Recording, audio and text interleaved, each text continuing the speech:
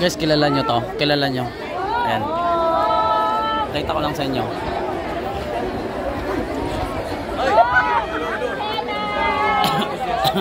Kilala nyo guys?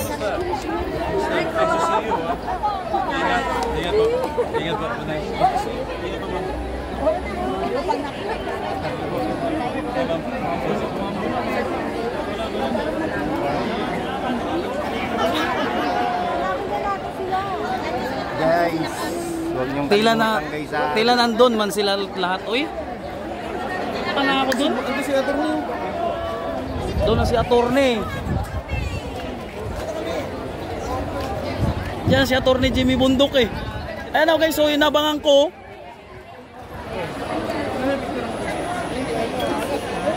Hello! Hi! Attorney Jimmy Bundok yan. Ayan. Ayan na oh. Di ko alam saan ako kukuha eh. Ako nga, nalilito ako eh. Dalawa eh. Attorney! Ha? Gaganda ng t-shirt mo oh. Oh, ayan. Grabe naman si attorney. Ay, sabi ng mga viewers natin. Di ba? Ganda. Ha. Kasama din natin. Dito din pala si kabilaan kasi. Ano? Hindi mo na alam kung saan ka? Di ko alam eh. Doon si attorney. Dito si Senador Bato.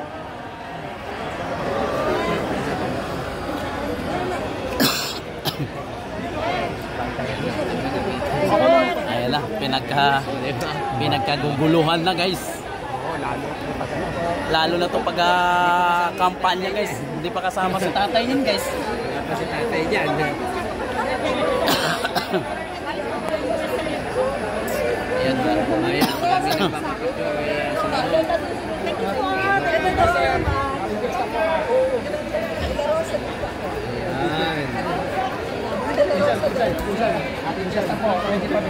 Ayan, mga kabayan. Okay na o.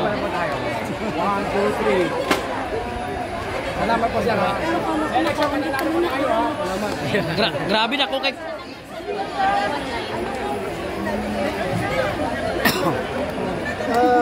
I pray that the Lord God will bless our campaign at He will make everyone safe. Malayo sa disgrasya dahil por biyahe yan. Sana healthy kami hanggang matapos namin yung campaign na tenure. At pinaka-importante, pagpanunulin niya ako. Ang kay Lord, sana panunulin mo ako. After nito, Senator, saan po kayo po? Punta po kayo sa congregation ni Pastor? Yeah, mamaya doon kay Pastor Tibuloy, pupunta ako. And kay former President Duterte, sasamahan niyo po kayo sa siguro yung mga malalaking areas lang napupuntahan, ang malaking crowd, sasama siya. Pero not in the campaign dahil harap na, medyo magdag na, di ba?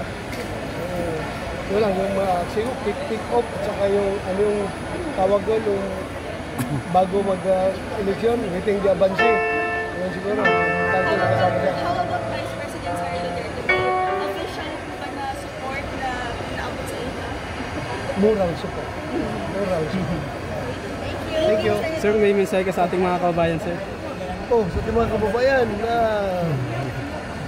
first of all, kailangan magsimba muna tayo para lapit na kay Lord bago tayo gumawa ng mga hakbangin sa buhay. So, dapat gawin natin. Sir, okay lang ba itanong ko yung ano, yung kasi si Sandro Marcos yung unang pumirma sa impeachment ni VP Inday. Ano po reaksyon niya, sir? Well, karapatan niya yun. Congressman siya. He has to decide whatever he wish to do. So, kanya yun. Prerogative niya yun. Being a sitting congressman. So dun, sir, sa naging mensahe ni VP Inday na God save the Philippines. Ay, dapat naman talaga i-save palagi ang Pilipinas. May threat o wala, dapat i-save talaga ang Pilipinas dahil isa lang itong bansa nating Pilipinas, wala nang iba. Kapag ito'y masira, ito'y magkawatak-watak, ito'y mag-iba. Dahil sa whatever reason, ay wala na tayong bansa. Kailangan i-save natin ating bansa. Sir, nag-file sila Atty. Topacio ng kaso labang kay Speaker Romualdez. Ano pong reaction niyo, sir? Well, karapatan yan ng lahat na agrabyado. Karapatan niya yung pumunta sa korte. So, wala pong problema doon. Ito na, sir, ano po yung mga ipapangako niyo sa ating mga kababayan bilang re-electionist po? Mangako ako na, ano gusto mong pangako? Tokhang na naman, sir. Gawin kong tag 20 ang kilo ng bigas. Hindi ko kaya. Hindi ko kaya yung pangako yan. Hindi kaya yan. Hindi kaya yung pangako yan. Hindi kaya yan. Hindi kaya. Sige. Okay. Salamat ha. Thank you, sir. Sir, salamat kayo, sir. Salamat, mama. Thank you kayo. Ayan. Saan si Atty. Jimmy? Lumabas na? Andun na ata sa labas? Ayaw pa interview eh. Ayan o. Kuya, salamat ha.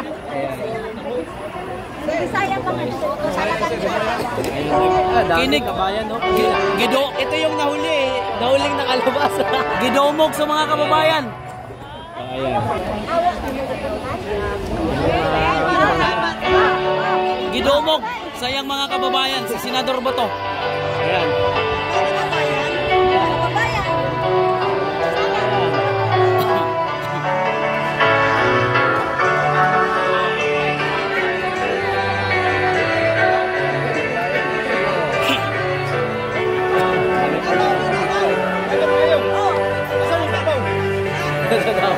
Kini, ha? Aha daw sa Davao daw. Katubagin mo ani ron kung amo na sa Davao ani. Kadumagiti daw.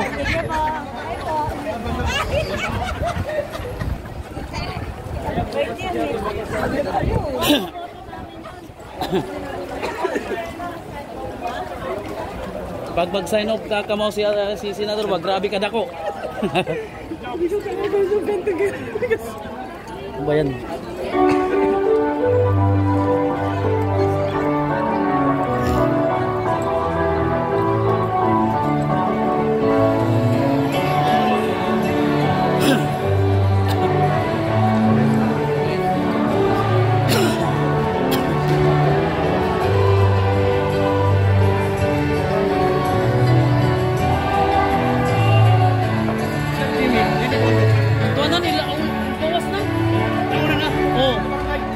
Sa barangay na?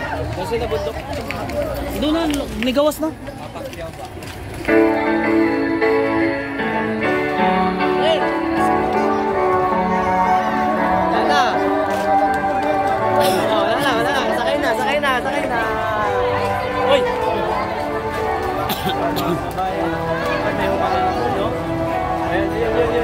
Bay. Kukunin nyo, bay.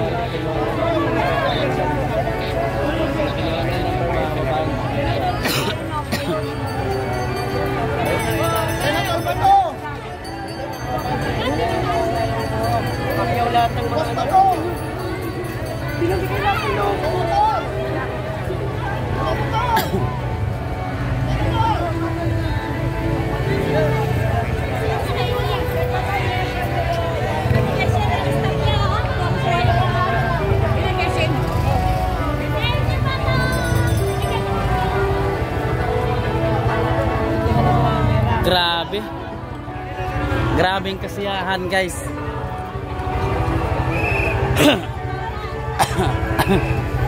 Ayan, Miss A, shoutout po sa'yo. Maraming salamat sa lahat na nandyan. Kinuha yung number. Dapat kinuha mo yung number ko eh.